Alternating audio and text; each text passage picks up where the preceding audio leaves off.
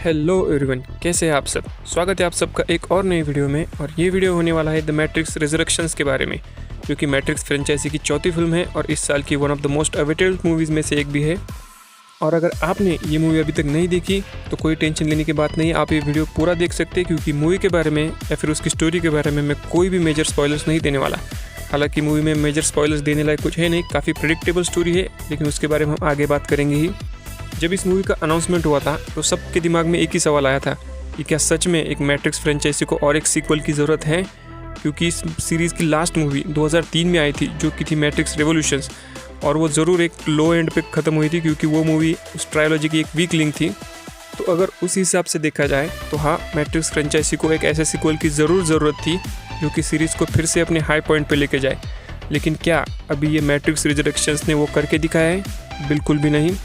अगर हम पूरे मैट्रिक्स फ्रेंचाइजी की चारों मूवीज़ को कंपेयर करें तो हाँ, इस चौथी मूवी ने तीसरी मूवी जो कि थी द मैट्रिक्स रिवॉल्यूशंस उसे ज़रूर बीट कर दिया।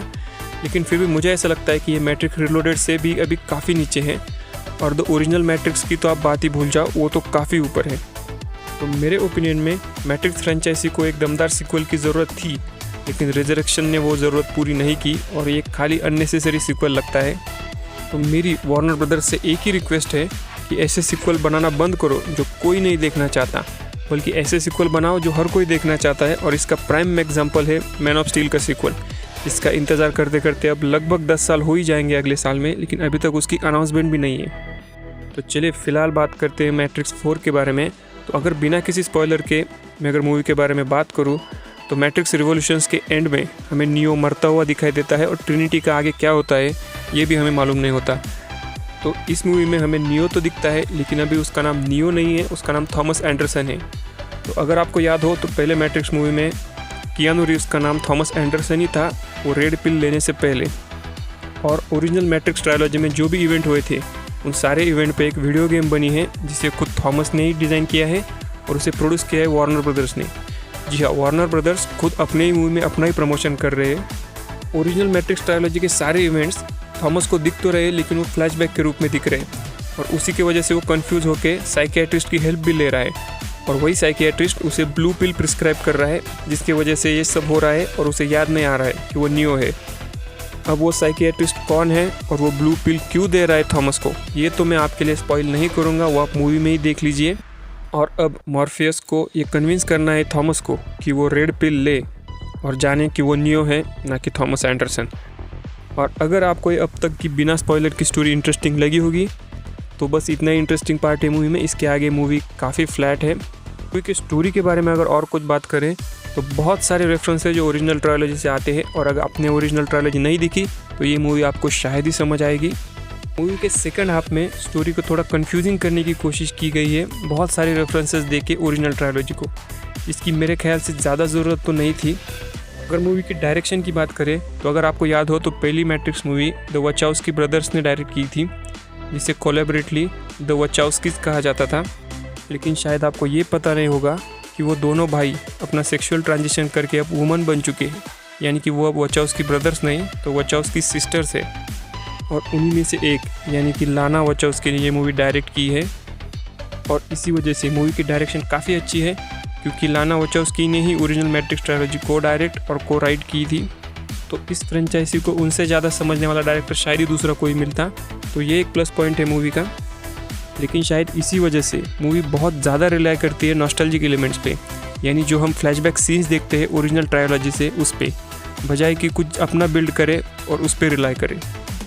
मूवी का और एक माइनस पॉइंट मैं ये कह सकता हूँ कि मॉर्फियस का कैरेक्टर, जो कि one of the 3 best characters था ओरिजिनल ट्रायोलॉजी का, यानी अगर हम ओरिजिनल ट्रायोलॉजी की बात करें तो नियो, ट्रिनिटी और मॉर्फियस यही तीनों मेन कैरेक्टर्स थे। लेकिन इस मूवी में सरप्राइजिंगली मॉर्फियस को रिकास्ट कर दिया गया है, और हमें एक मॉर्फियस के कैरेक्टर को रिकास्ट करके यंग क्यों दिखाया गया, ये मुझे तो पूरी मूवी ख़त्म होने के बाद भी समझ नहीं आया। शायद लॉरेंस फिशबोर्न का जो बजट है वो वार्नर ब्रदर्स के बजट से बाहर हो गया होगा। मूवी का रन टाइम लगभग 2.5 घंटे का है, जिसकी वजह से मूवी बहुत स्लो हो जाती है बीच बीच में, और मेरे ख्याल से इसकी बिल्कुल ज़रूरत नहीं थी। मूवी का रन टाइम अगर कम होता तो यही मूवी और इम्प्रेसिव होती।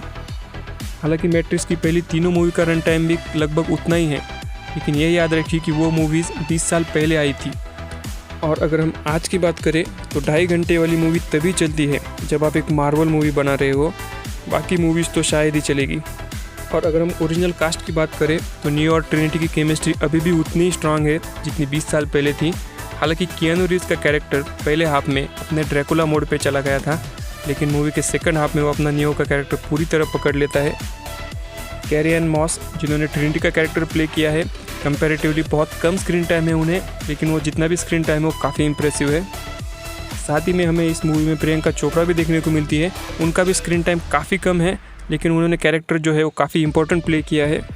मूवी का एक्शन और CGI की अगर बात करें तो 20 साल बाद भी ओरिजिनल मैट्रिक्स ट्रायलॉजी के एक्शन सीन्स इस मूवी से बेटर ही है। लेकिन शायद इसकी वजह ये भी हो सकती है कि मूवी का ज़्यादातर फोकस एक्शंस पे नहीं है।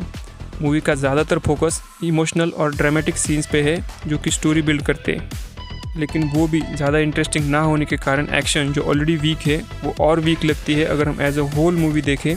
तो मेरा मूवी के बारे में फाइनल रिकमेंडेशन यही है कि ओरिजिनल मैट्रिक्स ट्रायलॉजी के अगर आप फ़ैन हो, जो कि हम सब है, तो ये मूवी को हम वन टाइम वॉच ज़रूर कर सकते हैं। लेकिन एक बात है, मूवी से ज़्यादा एक्सपेक्टेशन रखने का कोई फ़ायदा नहीं है क्योंकि ये मूवी डिसअपॉइंट ही करेगी।